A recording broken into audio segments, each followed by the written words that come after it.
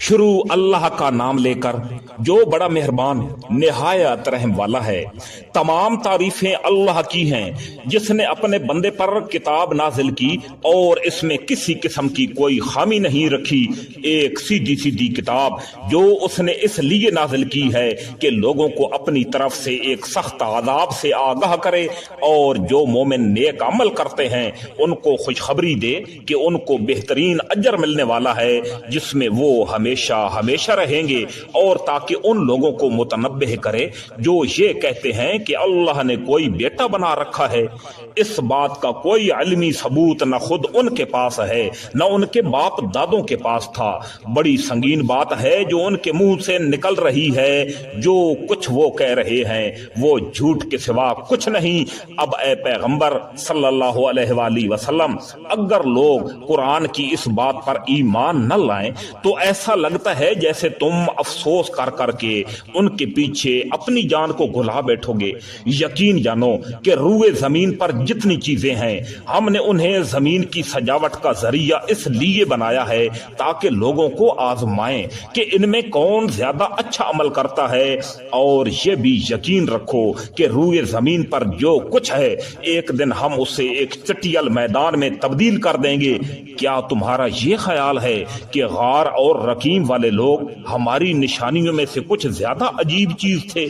ये उस वक्त का जिक्र है जब उन नौजवानों ने गार में पनाह ली थी और अल्लाह ताला से दुआ करते हुए कहा था कि ऐ हमारे परवरदिगार, हम पर खास अपने पास से रहमत नाजिल फरमाइए और हमारी इस सूरत हाल में हमारे लिए भलाई का रास्ता मुहैया फरमा दीजिए। चुनांचे हमने उनके कानों को थपकी देकर कई सालों तक उनको गार में सुलाए रखा। फिर हमने उनको जगाया ताकि ये देखें कि उनके दो गिरोहों में से कौन सा गिरोह अपने सोए रहने की मुद्दत का ज्यादा सही शुमार करता है। हम तुम्हारे सामने उनका वाकया ठीक ठीक बयान करते हैं। ये कुछ नौजवान थे जो अपने परवरदिगार पर ईमान लाए थे और हमने उनको हिदायत में खूब तरक्की दी थी और हमने उनके दिल खूब मजबूत कर दिए थे। ये उस वक्त का जिक्र है जब वो उठे और उन्होंने कहा कि हमारा परवरदिगार वो है जो तमाम आसमानों और जमीन का मालिक है। हम उसके सिवा किसी को माबूद बनाकर हरगिज़ नहीं पुकारेंगे। अगर हम ऐसा करेंगे तो हम यकीनन इंतहाई नामुनासिब और बड़ी बेबाकी वाली बात कहेंगे। ये हमारी कौम के लोग हैं जिन्होंने उस परवरदिगार को छोड़कर दूसरे माबूद बना रखे हैं। अगर इनका अकीदा सही है तो वो अपने माबूदों के सबूत में कोई वाज़िह दलील क्यों पेश नहीं करते? भला उस शख्स से ज्यादा जालिम कौन हो सकता है जो अल्लाह पर झूठ बांधे। और साथियों, जब तुमने उन लोगों से भी अलहदगी इख्तियार कर ली है और उनसे भी जिनकी ये अल्लाह को छोड़कर इबादत करते हैं, तो चलो अब तुम इस गार में पनाह ले लो। तुम्हारा परवरदिगार तुम्हारे लिए अपना दामन रहमत फैला देगा और तुम्हारे काम में आसानी के असबाब मुहैया करेगा। और वो गार ऐसा था कि तुम सूरज को निकलते वक्त देखते तो वो उनके गार से दाएं तरफ हट कर निकल जाता और जब गुरूब होता तो उनसे बाएं तरफ कतरा कर चला जाता और वो उस गार के एक खुले हिस्से में सोए हुए थे। ये सब कुछ अल्लाह की निशानियों में से एक निशानी है। जिससे अल्लाह हिदायत दे वही हिदायत पाता है और जिसे वो गुमराह कर दे उसका तुम्हें हरगिज़ कोई मददगार नहीं मिल सकता जो उसे राह रास्त पर लाए। तुम उन्हें देखकर ये समझते कि वो जाग रहे हैं, हालांकि वो सोए हुए थे और हम उनको दाएं और बाएं करवट दिलवाते रहते थे और उनका कुत्ता दहलीज पर अपने दोनों हाथ फैलाए हुए बैठा था। अगर तुम उन्हें झांक कर देखते तो उनसे पीठ फेर कर भाग खड़े होते और तुम्हारे अंदर उनकी दहशत समा जाती। और जैसे हमने उन्हें सुलाया था उसी तरह हमने उन्हें उठा दिया ताकि वो आपस में एक दूसरे से पूछ गुछ करें। उनमें से एक कहने वाले ने कहा, तुम इस हालत میں کتنی دیر رہے ہوگے؟ کچھ لوگوں نے کہا ہم ایک دن یا ایک دن سے کچھ کم نیند میں رہے ہوں گے۔ دوسروں نے کہا تمہارا رب ہی بہتر جانتا ہے کہ تم کتنی دیر اس حالت میں رہے ہو، اور اب اپنے میں سے کسی کو چاندی کا یہ سکہ دے کر شہر کی طرف بھیجو، وہ جا کر دیکھ بھال کرے کہ اس کے کون سے علاقے میں زیادہ پاکیزہ کھانا مل سکتا ہے، پھر تمہارے پاس وہاں سے کچھ کھانے کو لے آئے، اور اسے چاہیے کہ ہوشیاری سے کام کرے اور کسی کو تمہاری خبر نہ ہونے دے، کیونکہ اگر ان شہر کے لوگوں کو تمہاری خبر مل گئی تو یہ تمہیں پتھراؤ کر کے ہلا کر ڈالیں گے یا تمہیں اپنے دین میں واپس آنے کے لیے مجبور کریں گے، اور اگر ایسا ہوا تو تمہیں کبھی فلاح نہیں مل سکے گی۔ اور یوں ہم نے ان کی خبر لوگوں تک پہنچا دی تاکہ وہ یقین سے جان لیں کہ اللہ کا وعدہ سچا ہے، نیز یہ کہ قیامت کی گھڑی آنے والی ہے، اس میں کوئی شک نہیں۔ پھر وہ وقت بھی آیا جب لوگ ان کے بارے میں آپس میں جھگڑ رہے تھے، چنانچہ کچھ لوگوں نے کہا کہ ان پر ایک عمارت بنا دو، ان کا رب ہی ان کے معاملے کو بہتر جانتا ہے۔ آخر کار جن لوگوں کو ان کے معاملات پر زیادہ غلبہ حاصل تھا، انہوں نے کہا کہ ہم تو ان کے اوپر ایک مسجد ضرور بنائیں گے۔ کچھ لوگ کہیں گے کہ وہ 3 تھے اور چوتھا ان کا کتا تھا، اور کچھ کہیں گے کہ وہ 5 تھے اور چھٹا ان کا کتا تھا۔ یہ سب اٹکل کے تیر چلانے کی باتیں ہیں۔ اور کچھ کہیں گے کہ وہ 7 تھے اور 8واں ان کا کتا تھا۔ کہہ دو کہ میرا رب ہی ان کی صحیح تعداد کو جانتا ہے، تھوڑے سے لوگوں کے علاوہ کسی کو ان کا مکمل علم نہیں، لہذا ان کے بارے میں سرسری گفتگو سے آگے بڑھ کر کوئی بحث نہ کرو اور نہ ان کے بارے میں کسی سے پوچھ گچھ کرو، اور اے پیغمبر صلی اللہ علیہ وآلہ وسلم کسی بھی کام کے بارے میں یہ کبھی نہ کہو کہ میں یہ کام کل کر لوں گا، ہاں یہ کہو کہ اگر اللہ چاہے گا تو کر لوں گا، اور جب کبھی بھول جاؤ تو اپنے رب کو یاد کر لو اور کہو مجھے امید ہے کہ میرا رب کسی ایسی بات کی طرف رہنمائی کر دے جو ہدایت میں اس سے بھی زیادہ قریب ہو۔ اور وہ اصحاب کہف اپنے غار میں 300 سال اور مزید 9 سال یعنی 309 سال سوتے رہے۔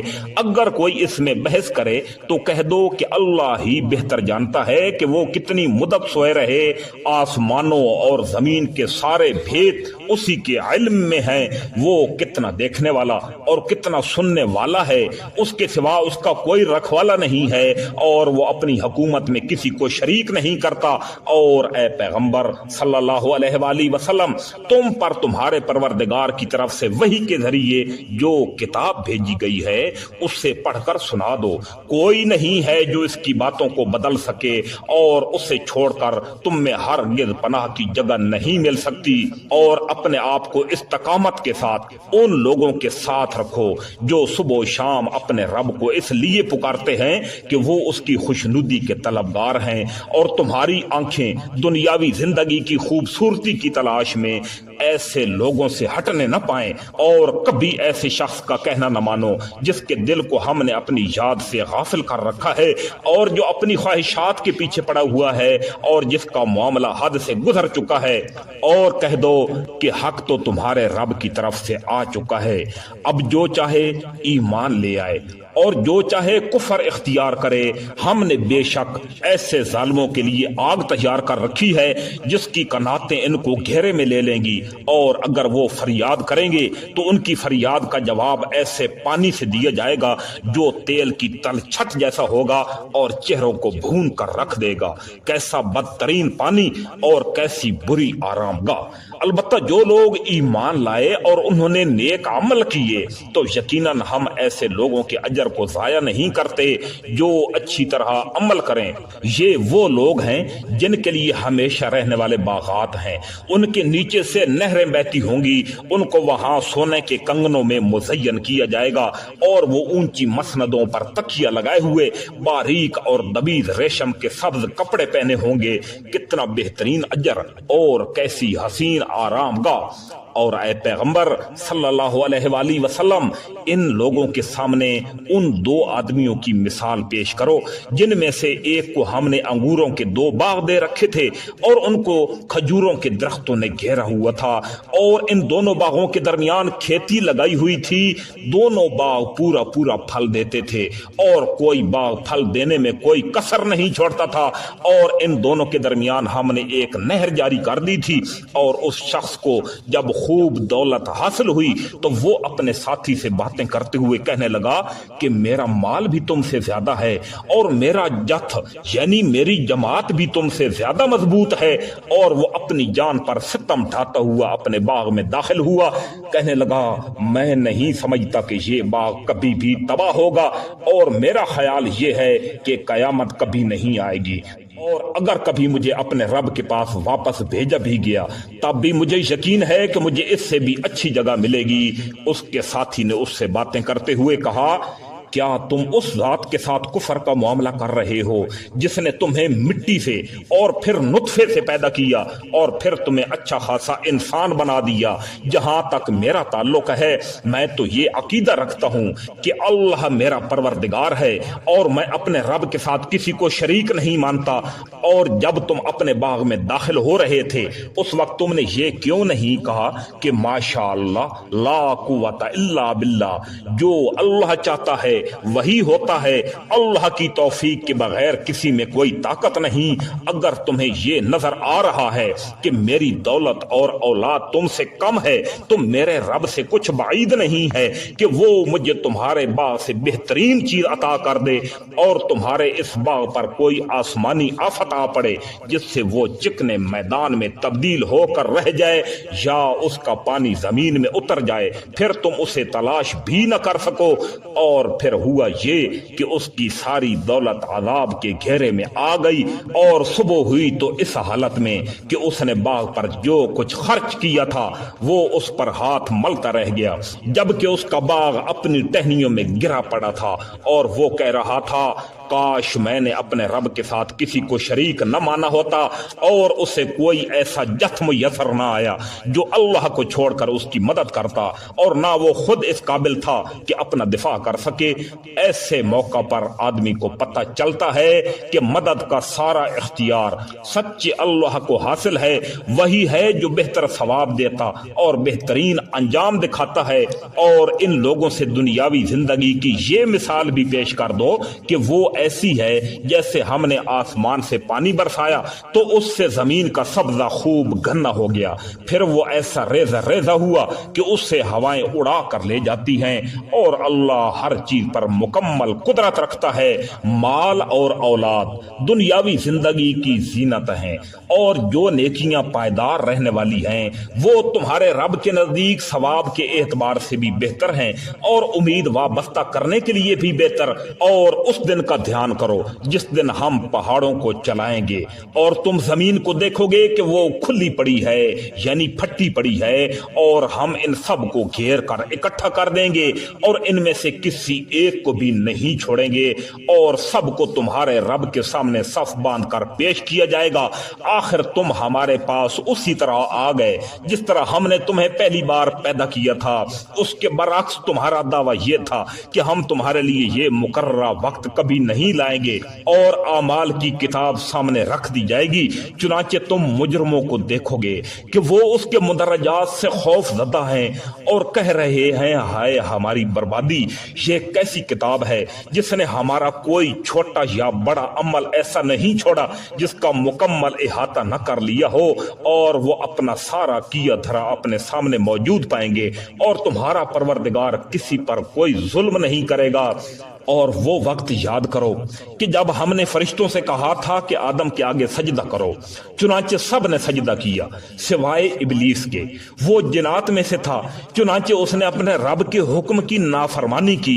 کیا پھر بھی تم میرے بجائے اس سے اور اس کی ذریت کو اپنا رکھوالا بناتے ہو، حالانکہ وہ سب تمہارے دشمن ہیں. اللہ تعالیٰ کا کتنا برا متبادل ہے جو ظالموں کو ملا ہے. میں نے نہ آسمانوں اور زمین کی تخلیق کے وقت ان کو حاضر کیا تھا اور نہ خود ان کو بناتے وقت، اور میں ایسا نہیں ہوں کہ گمراہ کرنے والوں کو دست و بازو بناؤں۔ اور اس دن کا دھیان کرو جب اللہ ان مشرکوں سے کہے گا کہ ذرا پکارو ان کو جنہیں تم نے میری خدائی میں شریک کر رکھا تھا، چنانچہ وہ پکاریں گے لیکن وہ ان کا کوئی جواب نہیں دیں گے، اور ہم ان کے درمیان ایک مہلک آڑ حائل کر دیں گے، اور مجرم لوگ آگ کو دیکھیں گے تو سمجھ جائیں گے کہ انہیں اسی میں گرنا ہے، اور اس سے بچ نکلنے کا کوئی راستہ نہیں پائیں گے۔ اور ہم نے لوگوں کے فائدے کے لیے اس طرح قرآن میں طرح طرح سے ہر قسم کے مضامین بیان کیے ہیں، اور انسان ہے کہ جھگڑا کرنے میں ہر چیز سے بڑھ گیا ہے۔ اور جب لوگوں کے پاس ہدایت آ چکی تو اب انہیں ایمان لانے اور اپنے رب سے معافی مانگنے سے اس مطالبے کے سوا کوئی اور چیز نہیں روک رہی کہ ان کے ساتھ بھی پچھلے لوگوں جیسے واقعات پیش آ جائیں یا عذاب ان کے بالکل سامنے آ کھڑا ہو۔ اور ہم پیغمبروں کو صرف اس لیے بھیجتے ہیں کہ وہ مومنوں کو خوشخبری دیں اور کافروں کو عذاب سے متنبہ کریں، اور جن لوگوں نے کفر اپنا لیا ہے وہ باطل کا سہارا لے کر جھگڑا کرتے ہیں تاکہ اس کے ذریعے حق کو ڈگمگا دیں، اور انہوں نے میری آیتوں کو اور انہیں جو تنبیہ کی گئی تھی اس کا مذاق بنا رکھا ہے۔ اور اس شخص سے بڑھ کر ظالم کون ہوگا جسے اس کے رب کی آیتوں کے حوالے سے نصیحت کی جائے تو وہ ان سے منہ موڑ لے اور اپنے ہاتھوں کے کرتوت کو بھلا بیٹھے۔ حقیقت یہ ہے کہ ہم نے ان لوگوں کے کرتوت کی وجہ سے ان کے دلوں پر غلاف چڑھا دیے ہیں، جن کی وجہ سے وہ اس قرآن کو نہیں سمجھتے، اور ان کے کانوں میں ڈانٹ لگا دی ہے، اور اگر تم انہیں ہدایت کی طرف بلاؤ تب بھی وہ صحیح راستے پر ہرگز نہیں آئیں گے۔ اور تمہارا پروردگار بہت بخشنے والا بڑا رحمت والا ہے۔ جو کمائی انہوں نے کی ہے اگر وہ اس کی وجہ سے انہیں پکڑنے پر آتا تو ان کو جلد ہی عذاب دے دیتا، لیکن ان کے لیے ایک وقت مقرر ہے جس سے بچنے کے لیے انہیں کوئی پناہ گاہ نہیں ملے گی۔ یہ ساری بستیاں تمہارے سامنے ہیں۔ جب انہوں نے ظلم کی روش اپنائی تو ہم نے ان کو ہلاک کر ڈالا، اور ان کی ہلاکت کے لیے بھی ہم نے ایک وقت مقرر کیا ہوا تھا۔ اور اس وقت کا ذکر سنو جب موسیٰ علیہ السلام نے اپنے نوجوان شاگرد سے کہا تھا کہ میں اس وقت تک اپنا سفر جاری رکھوں گا جب تک 2 سمندروں کے سنگم پر نہ پہنچ جاؤں، ورنہ برسوں چلتا رہوں گا۔ چنانچہ جب وہ ان کے سنگم پر پہنچے تو دونوں اپنی مچھلی کو بھول گئے، اور اس نے سمندر میں ایک سرنگ کی طرح کا راستہ بنا لیا۔ پھر جب دونوں آگے نکل گئے تو موسیٰ علیہ السلام نے اپنے نوجوان سے کہا کہ ہمارا ناشتہ لاؤ۔ سچی بات تو یہ ہے کہ ہمیں اس سفر میں بڑی تھکاوٹ لاحق ہو گئی ہے۔ اس نے کہا بھلا بتائیے۔ عجیب قصہ ہو گیا، جب ہم اس چٹان پر ٹھہرے تھے تو میں مچھلی کا آپ سے ذکر کرنا بھول گیا، اور شیطان کے سوا کوئی نہیں ہے جس نے مجھ سے اس کا تذکرہ کرنا بھلایا ہو۔ اور اس مچھلی نے تو بڑے عجیب طریقے سے دریا کے اندر اپنی راہ لے لی تھی۔ موسیٰ علیہ السلام نے کہا اسی بات کی تو ہمیں تلاش تھی۔ چنانچہ دونوں اپنے قدموں کے نشان دیکھتے ہوئے واپس لوٹے۔ تب انہیں ہمارے بندوں میں سے ایک بندہ ملا جس کو ہم نے اپنی خصوصی رحمت سے نوازا تھا اور خاص اپنی طرف سے ایک علم سکھایا تھا۔ موسیٰ نے ان سے کہا کیا میں آپ کے ساتھ اس غرض سے رہ سکتا ہوں کہ آپ کو بھلائی کا جو علم عطا ہوا ہے اس کا کچھ حصہ مجھے بھی دے دیں؟ انہوں نے کہا مجھے یقین ہے کہ آپ میرے ساتھ رہنے پر صبر نہیں کر سکیں گے، اور جن باتوں کی آپ کو پوری واقفیت نہیں ہے ان پر آپ صبر کر بھی کیسے سکتے ہیں؟ موسیٰ علیہ السلام نے کہا انشاءاللہ آپ مجھے صابر پائیں گے، اور میں آپ کے کسی حکم کی خلاف ورزی نہیں کروں گا۔ انہوں نے کہا اچھا، اگر آپ میرے ساتھ چلتے ہیں تو جب تک میں خود ہی آپ سے کسی بات کا تذکرہ شروع نہ کر دوں آپ مجھ سے کسی بھی چیز کے بارے میں سوال نہ کریں۔ چنانچہ دونوں روانہ ہو گئے، یہاں تک کہ جب دونوں ایک کشتی میں سوار ہوئے اور ان صاحب نے کشتی میں چھید کر ڈالا۔ موسیٰ علیہ السلام بولے ارے کیا آپ نے اس میں چھید کر ڈالا تاکہ سارے کشتی والوں کو ڈبو ڈالیں؟ یہ تو آپ نے بڑا خوفناک کام کیا۔ انہوں نے کہا کیا میں نے نہیں کہا تھا کہ آپ میرے ساتھ رہ کر صبر نہیں کر سکیں گے؟ موسیٰ علیہ السلام نے کہا مجھ سے جو بھول ہو گئی اس پر میری گرفت نہ کیجیے اور میرے کام کو زیادہ مشکل نہ بنائیے۔ وہ دونوں پھر روانہ ہو گئے، یہاں تک کہ ان کی ملاقات ایک لڑکے سے ہوئی تو ان صاحب نے اسے قتل کر ڈالا۔ موسیٰ علیہ السلام بولے ارے کیا آپ نے ایک پاکیزہ جان کو ہلاک کر دیا جبکہ اس نے کسی کی جان نہیں لی تھی جس کا بدلہ اس سے لیا جائے؟ یہ تو آپ نے بہت ہی برا کام کیا۔ انہوں نے کہا کیا میں نے آپ سے نہیں کہا تھا کہ آپ میرے ساتھ رہنے پر صبر نہیں کر سکیں گے؟ موسیٰ علیہ السلام بولے اگر میں آپ سے اب کوئی بات پوچھوں تو آپ مجھے اپنے ساتھ نہ رکھیے، یقیناً آپ میری طرف سے عذر کی حد کو پہنچ گئے ہیں۔ چنانچہ وہ دونوں پھر روانہ ہو گئے، یہاں تک کہ جب ایک بستی والوں کے پاس پہنچے تو اس کے باشندوں سے کھانا مانگا تو ان لوگوں نے ان کی مہمانی کرنے سے انکار کر دیا۔ پھر انہیں وہاں ایک دیوار ملی جو گر رہی تھی، ان صاحب نے اسے کھڑا کر دیا۔ موسیٰ علیہ السلام نے کہا اگر آپ چاہتے تو اس کام پر کچھ اجرت لے لیتے جس کے ذریعے ہم اپنے کھانے پینے کی چیزیں لے لیتے۔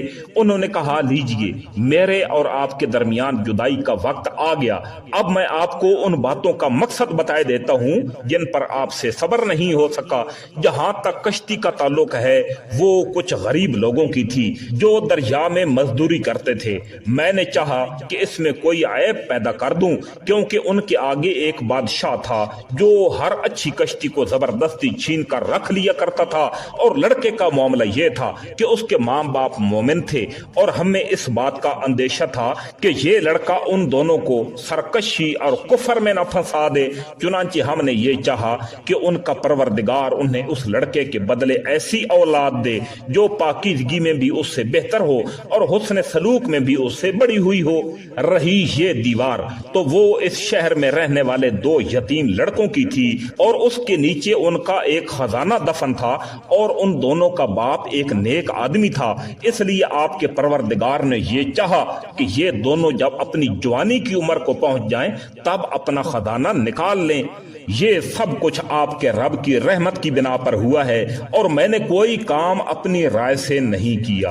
یہ تھا مقصد ان باتوں کا جن پر آپ سے صبر نہیں ہو سکا، اور یہ لوگ آپ سے ذوالقرنین کے بارے میں پوچھتے ہیں، کہہ دو کہ میں ان کا کچھ حال تمہیں پڑھ کر سناتا ہوں۔ واقعہ یہ ہے کہ ہم نے ان کو زمین میں اقتدار بخشا تھا اور انہیں ہر کام کے وسائل عطا کیے تھے، جس کے نتیجے میں وہ ایک راستے کے پیچھے چل پڑے، یہاں تک کہ جب وہ سورج کے ڈوبنے کی جگہ پہنچے تو انہیں دکھائی دیا کہ وہ ایک دلدل جیسے سیاہ چشمے میں ڈوب رہا ہے، اور وہاں انہیں ایک قوم ملی۔ ہم نے ان سے کہا اے ذوالقرنین، تمہارے پاس دو راستے ہیں، یا تو ان لوگوں کو سزا دو یا پھر ان کے معاملے میں اچھا رویہ اختیار کرو۔ انہوں نے کہا ان میں سے جو کوئی ظلم کا راستہ اختیار کرے گا اسے تو ہم سزا دیں گے، پھر اسے اپنے رب کے پاس پہنچا دیا جائے گا اور وہ اسے سخت عذاب دے گا۔ البتہ جو کوئی ایمان لائے گا اور نیک عمل کرے گا تو وہ بدلے کے طور پر اچھے انجام کا مستحق ہوگا، اور ہم بھی اپنا حکم دیتے وقت آسانی کی بات کہیں گے۔ اس کے بعد وہ ایک اور راستے کے پیچھے چل پڑے، یہاں تک کہ جب وہ سورج کے طلوع ہونے کی جگہ پہنچے تو انہوں نے دیکھا کہ وہ ایک ایسی قوم پر طلوع ہو رہا ہے جس سے ہم نے اس کی دھوپ سے بچنے کے لیے کوئی اوٹ مہیا نہیں کی تھی۔ واقعہ اسی طرح ہوا، اور ذوالقرنین کے پاس جو کچھ ساز و سامان تھا ہمیں اس کی پوری خبر تھی۔ اس کے بعد وہ ایک اور راستے کے پیچھے چل پڑے، یہاں تک کہ جب وہ دو پہاڑوں کے درمیان پہنچے تو انہیں ان پہاڑوں سے پہلے کچھ لوگ ملے جن کے بارے میں ایسا لگتا تھا کہ وہ کوئی بات نہیں سمجھتے۔ انہوں نے کہا اے ذوالقرنین، یاجوج اور ماجوج اس زمین میں فساد پھیلانے والے لوگ ہیں، تو کیا ہم آپ کو کچھ مال کی پیشکش کر سکتے ہیں جس کے بدلے میں آپ ہمارے اور ان کے درمیان کوئی دیوار بنا دیں؟ ذوالقرنین نے کہا اللہ نے مجھے جو اقتدار بخشا ہے وہی میرے لیے بہتر ہے، لہذا تم لوگ ہاتھ پاؤں کی طاقت سے میری مدد کرو تو میں تمہارے اور ان کے درمیان ایک مضبوط دیوار بنا دوں گا۔ مجھے لوہے کی چادریں لا کر دو۔ یہاں تک کہ جب انہوں نے درمیانی خلا کو پاٹ کر دونوں پہاڑی سروں کو ایک دوسرے سے ملا دیا تو پھر کہا کہ اب آگ دہکاؤ، یہاں تک کہ جب اس دیوار کو لال انگارہ کر دیا تو کہا اب پگھلا ہوا تانبا لاؤ، اب میں اس کے اوپر انڈیلوں گا۔ چنانچہ وہ دیوار ایسی بن گئی کہ یاجوج ماجوج نہ اس پر چڑھنے کی طاقت رکھتے تھے اور نہ اس میں کوئی سوراخ بنا سکتے تھے۔ ذوالقرنین نے کہا یہ میرے رب کی رحمت ہے کہ اس نے ایسی دیوار بنانے کی توفیق بخشی۔ پھر میرے رب نے جس وقت کا وعدہ کیا ہے جب وہ وقت آئے گا تو وہ اس دیوار کو ڈھا کر زمین کے برابر کر دے گا، اور میرے رب کا وعدہ بالکل سچا ہے۔ اور اس دن ہم ان کی یہ حالت کر دیں گے کہ وہ موجوں کی طرح ایک دوسرے سے ٹکرا رہے ہوں گے، اور سور پھونکا جائے گا تو ہم سب کو ایک ساتھ جمع کر لیں گے، اور اس دن ہم دوزخ کو ان کافروں کے سامنے کھلی آنکھوں لے آئیں گے جن کی آنکھوں پر دنیا میں میری نصیحت کی طرف سے پردہ پڑا ہوا تھا اور جو سننے کی صلاحیت نہیں رکھتے تھے۔ جن لوگوں نے کفر اپنا لیا ہے کیا وہ پھر بھی یہ سمجھتے ہیں کہ مجھے چھوڑ کر میرے ہی بندوں کو اپنا رکھوالا بنا لیں گے؟ یقین رکھو کہ ہم نے ایسے کافروں کی مہمانی کے لیے دوزخ تیار کر رکھی ہے۔ کہہ دو کہ کیا ہم تمہیں بتائیں کہ کون سے لوگ ہیں جو اپنے اعمال میں سب سے زیادہ ناکام ہیں؟ یہ وہ لوگ ہیں کہ دنیاوی زندگی میں ان کی ساری دوڑ دھوپ سیدھے راستے سے بھٹکی رہی اور وہ یہ سمجھتے رہے کہ وہ بڑا اچھا کام کر رہے ہیں۔ یہ وہی لوگ ہیں جنہوں نے اپنے مالک کی آیتوں کا اور اس کے سامنے پیش ہونے کا انکار کیا، اس لیے ان کا سارا کیا دھرا غارت ہو گیا۔ چنانچہ قیامت کے دن ہم ان کا کوئی وزن شمار نہیں کریں گے۔ یہ ہے جہنم کی شکل میں ان کی سزا، کیونکہ انہوں نے کفر کی روش اختیار کی تھی اور میری آیتوں اور میرے پیغمبروں کا مذاق بنایا تھا۔ دوسری طرف جو لوگ ایمان لائے ہیں اور جنہوں نے نیک عمل کیے ہیں ان کی مہمانی کے لیے بے شک فردوس کے باغات ہیں جن میں وہ ہمیشہ رہیں گے اور وہ وہاں سے کہیں اور جانا ہی نہیں چاہیں گے۔ اے پیغمبر صلی اللہ علیہ وآلہ وسلم، لوگوں سے کہہ دو کہ میرے رب کی باتیں لکھنے کے لیے اگر سمندر روشنائی بن جائے تو میرے رب کی باتیں ختم نہیں ہوں گی کہ اس سے پہلے سمندر خشک ہو چکا ہوگا۔ چاہے اس سمندر کی کمی پوری کرنے کے لیے ہم ویسا ہی ایک اور سمندر کیوں نہ لے آئیں۔ کہہ دو کہ میں تو تم ہی جیسا ایک انسان ہوں، البتہ مجھ پر یہ وحی آتی ہے کہ تم سب کا خدا بس ایک خدا ہے، لہذا جس کسی کو اپنے مالک سے جا ملنے کی امید ہو اسے چاہیے کہ وہ نیک عمل کرے اور اپنے مالک کی عبادت میں کسی اور کو شریک نہ ٹھہرائے۔